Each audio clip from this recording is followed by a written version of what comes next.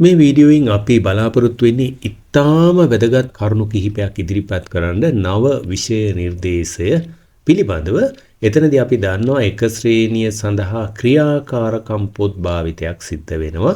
ඒ වගේම 6 ශ්‍රේණියට විෂය නිර්දේශය වෙනස් වීමක් සිද්ධ වෙනවා. කනිෂ්ඨ ද්විතීයික අධ්‍යාපනයේ ඒ කියන්නේ 6 9 ශ්‍රේණි සඳහා නව විෂය මාලාව ක්‍රියාත්මක වන ආකාරය කතා කරනකොට මුලින්ම ඒ ගැන කතා කරලා අපි එක ශ්‍රේණියටත් යමු. 6 ශ්‍රේණිය ගැන කතා කරනකොට නව විෂය මාලාව යටතේ ක්‍රෙඩිට් බේසිස් විෂය මාලාවක් එහෙම නැත්නම් මේ මොඩියුල පාදක සහ සම්භාර පාදක විෂය මාලාවක් හඳුන්වා දෙන්න යෝජිතයි මේ වෙනකොට. එතකොට අනිවාර්ය විෂයන් මොනවාද? අනිවාර්ය විෂයන් 14ක් හැදෑරීමට සිද්ධ වෙනවා. මේ කනිෂ්ඨ ද්විතීයික මට්ටමේදී සියලුම සිසුන්ට මෙතනදී බලාපොරොත්තු වෙන්නේ පුළුල් හා සමබර විෂය මාලාවක් සහතික කිරීමට. ඒ සඳහා අනිවාර්ය විෂයන් 14ක් හැදෑරීමට අවශ්‍ය වෙනවා. ඒ අතරට එකතු කරලා තියෙනවා ක්‍රීඩා සමිති සමාගම් සඳහා සහභාගී වීමටත් සෑම දරුවෙකුටම ඉඩ සලසලා තියෙනවා මේ යටතේ. ඉතින් මේ මගින් සමබර පෞරුෂය සංවර්ධනය කිරීම අපේක්ෂා කරනවා දරුවන්ගේ. අනිවාර්ය විෂයන් 14කුත් මොඩියුල මගින් ඉගෙනවීමට අපේක්ෂා කරනවා මේ මේ සැලසුම් ගත කරලා තියෙන විදිහට. ඉතින් ඒවා මේ විෂයන් අනුව වාරයකට ඉගෙනීමට අවශ්‍ය මොඩියුල සංඛ්‍යාව තීරණය කරනවා. 6 ශ්‍රේණියේ සිට නව විෂයන් 3ක් හඳුන්වලා දෙනවා. 6 ශ්‍රේණියේ සිට එකක් තමයි තොරතුරු හා sannivedana තාක්ෂණය, අනිත් එක තමයි ජීවිතය සඳහා තාක්ෂණය සහ ව්‍යවසායකත්වය හා මූල්‍ය සාක්ෂරතාව. ඉතාම වැදගත් කියන්නේ අපේ ජීවත් වන වැඩ ලෝකයට ගැලපෙන ඊළඟට මේ ගෝලීය සංකල්පයත් එක්ක ගැලපෙන ජීවිතයක් සකස් කරගන්න දුවදරුවන්ට හොඳ ආරම්භයක් මඟ පෙන්වීමක් තමයි මේ විෂය නිර්දේශයන් සකස් කිරීම මගින් සිදු වෙන්නේ. එතකොට මොඩියුලයක් කියන්නේ මොකක්ද කියලා මෙන්න මෙතන සඳහන් කරලා තියෙනවා. ඒ ගැන දීර්ඝ විස්තරයක් කරන්න බලාපොරොත්තු වෙන්නේ නැහැ මම. වැඩිදුර ඉගෙනුම් මොඩියුල 3ක් වාරයකට අධ්‍යයනය කරන්න සිද්ධ වෙනවා. හැබැයි එතනදී සිසුන්ගේ කැමැත්ත පරිදි ඒවා තෝරාගන්න පුළුවන්.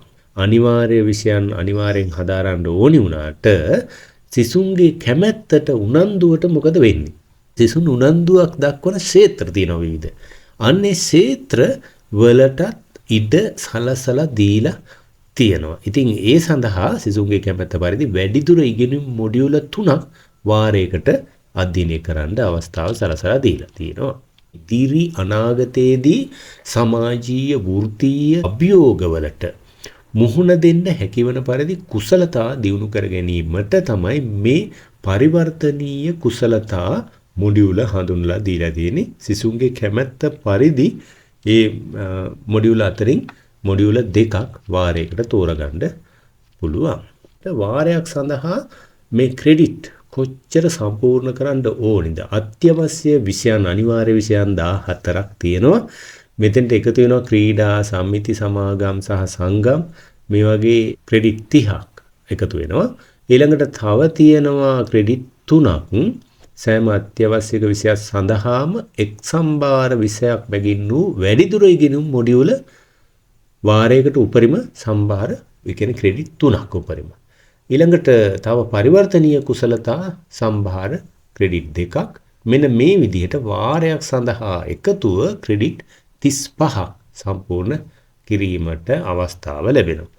මෙන්න මෙතන තියෙනවා මේ 6 9 ශ්‍රේණි සඳහා මොනවාද විෂයන් කියලා. එතකොට මූලික විෂයන් තමයි මව් භාෂාව. මව් භාෂාවට ක්‍රෙඩිට් 3ක් තියෙනවා. ඉංග්‍රීසි භාෂාව, දෙවන ජාතික භාෂාව, ගණිතය, විද්‍යාව, සෞඛ්‍ය හා ශාරීරික අධ්‍යාපනයේ තොරතුරු හා sannivedana තාක්ෂණය. ජීවිතය සඳහා තාක්ෂණය හරිම වැදගත් මේ විෂයන් බලන්න මෙතනින් අපේක්ෂා කරන්නේ සෞන්දර්ය අගය කිරීම, ඒ වගේම වෘත්තීය සූදානම කුඩා කාලේ මේ 6 ශ්‍රේණිය සිටම වෘත්තියට සූදානම් කිරීමක් ආරම්භ කරනවා සිද්ධ කරනවා. ඒ වගේම ඩිජිටල් පුරවැසිභාවය සඳහා ආරම්භක ප්‍රවේශයක් මෙතනදී සිදු වෙනවා. ඒකයි මේ වගේ මේ ජීවිතය සඳහා තාක්ෂණය වගේ විෂයන් එකතු කරලා තියෙන භූගෝල විද්‍යාව, ඉතිහාසය, පුරවැසි අධ්‍යාපනය, ආගම හා සාරධර්ම අධ්‍යාපනය, සෞන්දර්ය අධ්‍යාපනය, ඊළඟට ව්‍යවසායකත්වය හා මූල්‍ය සාක්ෂරතාව. මෙන්න මෙතනදී ක්‍රීඩා, සමාජ හා සංගම් සහභාගීත්වය මෙන්න මේ විදිහට ක්‍රෙඩිට් 30ක් ගැන සඳහන් වෙනවා. මේ සෑම මොඩියුලයක්ම පැය 10ක ව්‍යුහගත ඉගැන්වීමක් මේ සෑම මොඩියුල් එකටම අවශ්‍යයි කියලා දක්වලා තියෙනවා. මේකත් ඊටාම වැදගත් වෙනවා. ඉතින් පාසලට පැමිණීම පාසල තුලින් තමයි මේ සියලුම මේ ප්‍රායෝගිකව මේ ක්‍රෙඩිට්ස් උපයා ගැනීමට අවස්ථාව සකසලා තියෙන. ඉතින් ඒ නිසා පාසල දැන් දරුවන්ට ඉතාම වැදගත් වෙනවා. එදාට වඩා මේ ක්‍රෙඩිට් උපයා ගැනීම යටතේ කන් වෙන විදිහට සිසුන් අනිවාර්ය ඒ වගේම වැඩිදුර ඉගෙනුම් මොඩියුල හා පරිවර්තනීය කුසලතා මොඩියුල විදිහට සම්භාර එහෙම නැත්නම් ක්‍රෙඩිට් 30ක් සම්පූර්ණ කරන්න 35ක් සම්පූර්ණ කරන්න සම්පූර්ණ කිරීම අපේක්ෂා කරනවා. ඊළඟට කාලේ පාසලේ පන්ති පවත්වන කාලය කොහොමද තීරණය කරන්න අපේක්ෂා කරන්නේ? පන්ති කාමර කාලසටහන තුළ සිසුන්ට ක්‍රියාකාරකම් වල නිසි පරිදි යෙදීම සඳහා මිනිත්තු 50ක කාල පරිච්ඡේද ඇතුළත් වන පරිදි දිනකට කාල පරිච්ඡේද 7ක් ඇතුළත් වෙනවා. පාසල් දිනයේ මුළු කාලය මිනිත්තු 30කින් වැඩි කිරීමට මේ අනුව යෝජිතයි. එතකොට මිනිත්තු 50ක කාල පරිච්ඡේද හඳුන්වා දීමත් ඒ වගේම පාසල් කාලය පස්වරු 2 දක්වා දීර්ඝ කිරීම 7 ශ්‍රේණියේ සිට ඉහළට අනෙකුත් ශ්‍රේණි සඳහා අදාළ වෙනවා. මේ අපි කතා කරන දැනට 6 9 කියන ශ්‍රේණි ගැන. ප්‍රාථමික අංශය පිළිබඳව දැනගන්න පුළුවන් වැදගත් කරුණු ටිකක් තියෙනවා. 2020 වර්ෂයේදී ක්‍රියාත්මක කිරීමට නියමිත විෂයමාලා ප්‍රතිසංස්කරණ මෙන්න මේ විදිහට තමයි දක්වලා තියෙන්නේ. ප්‍රාථමික අංශය 1-5 ශ්‍රේණි. එක ශ්‍රේණිය සඳහා පළමු ශ්‍රේණිය සඳහා නව විෂයමාලාව කොහොමද ක්‍රියාත්මක වෙන්නේ? ප්‍රාථමික අංශයේ විෂයමාලාව සකස් කරලා තියෙන්නේ මූලික ජීවන කුසලතා සඳහා අධ්‍යාපනය ලබා දීමේ අභිමතාර්ථය ඇතුව මූලික ජීවන කුසලතා. අපි මෙතෙක් කල හඳුනාගෙන තිබ්බා මේ වෙනකොට ක්‍රියාත්මක වන ප්‍රාථමික අධ්‍යාපන ප්‍රධාන අවධි 3ක් ගැන අපි දන්නවා විෂයමාලාව ක්‍රියාත්මක වෙන්නේ. ඒ විදිහට එතකොට මේ ප්‍රධාන අවධි 3 තමයි පළමු ප්‍රධාන අවධිය 1-2 ශ්‍රේණි, දෙවන ප්‍රධාන අවධිය 3-4 ශ්‍රේණි, තුන්වන ප්‍රධාන අවධිය 5 ශ්‍රේණි. මෙන්න මේ කියන අවධි 3 යටතේම මේ විෂයමාලාව ඉදිරියට ක්‍රියාත්මක වෙනවා කියලා තමයි දක්වලා තියෙන්නේ ප්‍රාථමික අංශයේ. ප්‍රධාන පොදු ඉගෙනුම් ක්ෂේත්‍ර 9ක් යටතේ විෂයමාලාව සකස් කරලා තියෙනවා. මෙන්න මේ ක්ෂේත්‍ර 9 යටතේ එකක් තමයි මව් භාෂාව, ඉංග්‍රීසි භාෂාව, දෙවන ජාතික භාෂාව, ගණිතය, ආගම හා සාරධර්ම අධ්‍යාපනය, ආරම්භක විද්‍යාව හා පරිසරය ආශ්‍රිත ක්‍රියාකාරකම්, ඒකාබද්ධ සෞන්දර්ය අධ්‍යාපනය, සෞඛ්‍ය හා ශාරීරික අධ්‍යාපනය. දැන් වර්තමානයේ ජීවිතයට අනාගතයේ විශේෂයෙන් ජීවිතයට අත්‍යවශ්‍ය නිපුණතා ගොඩනැගීම තමයි මෙතනින් අපේක්ෂා කරන්න කියලා පැහැදිලි වෙනවා. මේ සෞඛ්‍ය හා ශාරීරික අධ්‍යාපනය, ඒ වගේම මේ ආරම්භක විද්‍යාව හා පරිසරය ආශ්‍රිත ක්‍රියාකාරකම් වගේ ඊටාම වැදගත් ක්ෂේත්‍ර ගණනාවක් ප්‍රාථමික අංශයේ සිටම එකතු කරලා තියෙනවා. ඊළඟට මේ ඉගෙනුම් ක්ෂේත්‍ර සමබරව ලැබෙන ආකාරයට සිසුන්ගේ වයස හා සංවර්ධන අවශ්‍යතාවලට ගැළපෙන ආකාරයට කාලය අන්තර්ගතය වෙන් කරලා තියෙනවා. ඉතින් මේවා දෙමව්පියෝ දැනුවත් වෙන එක ඊටාම වැදගත් වෙනවා. කුතුහලය, නිර්මාණශීලීත්වය, මූලික කුසලතා, ඔය වගේ කුසලතා වර්ධනය කිරීම මේ ඇසුරින් බලාපොරොත්තු වෙනවා. එතකොට දෙමව්පියොත් ඒ කරුණු අනුව තමන්ගේ දරුවන් යොමු කිරීමට කටයුතු කරන එක ඊටාම වැදගත් වෙනවා. ඊළඟට ප්‍රාථමික අංශය පවත්වන වේලාව ගැන කතා කරොත් ප්‍රාථමික අංශයේ පළමුවන හා දෙවන අවදීන්හි පාසල් පවත්වන කාලයේ කිසිදු වෙනසක් සිදු වෙන්නේ නැහැ. මේ වෙනකොට තියෙන විදිහටම තමයි. හැබැයි තෙවන ප්‍රධාන අවධිය, ඒ කියන්නේ 5 ශ්‍රේණිය පාසල පවත්වන කාලයේ වෙනසක් සිදු වෙනවා පහ ශ්‍රේණියට. පහ ශ්‍රේණිය සඳහා කාලය කොහොමද වෙනස් වෙන්නේ?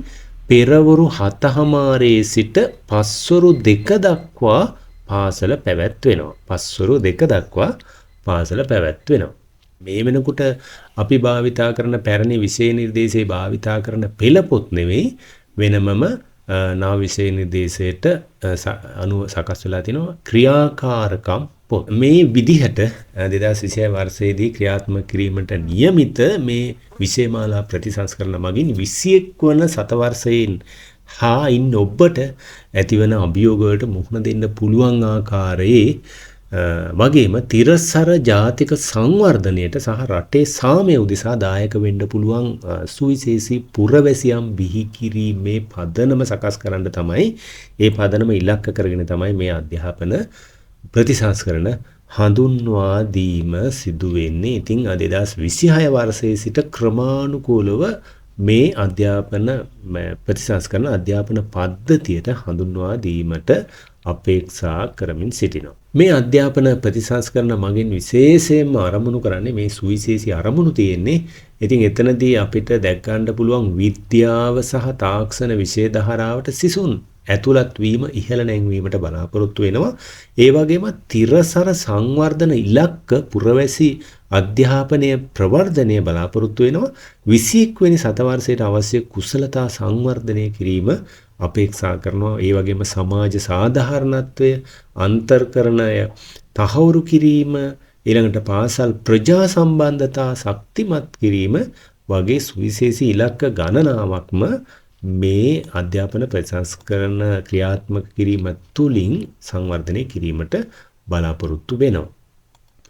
මේ අනුව නූතනයේ ලෝකයේ ගමන් කරන තිරසර සංවර්ධනය, ඒ කියන්නේ වර්තමානය ගැන විතරක් නෙවෙයි අනාගතයේ උපදින දරුවන්ටත් යමක් අපේ අධ්‍යාපනය තුලින් ඉතුරු විය යුතුයි. ඔවුන්ගේ සංවර්ධනයත් අපේක්ෂා කරනවා.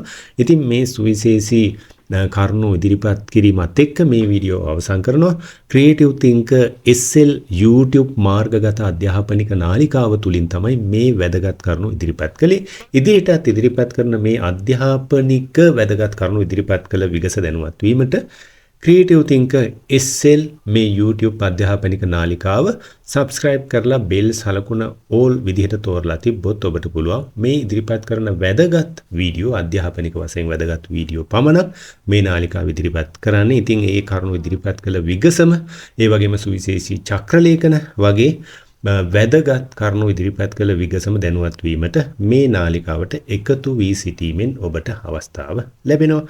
ඉතින් බුද්ධිය එකතු වුණොත් තමයි, එහෙම නැත්නම් ප්‍රඥාව එකතු වුණොත් තමයි සියලුම උත්සාහයන් සාර්ථක වෙන්නේ, මල්පල ගන්වෙන්නේ කියන කාරණයක් මතක් කරමින් මේ වීඩියෝව මෙතනින් අවසන් කරනවා.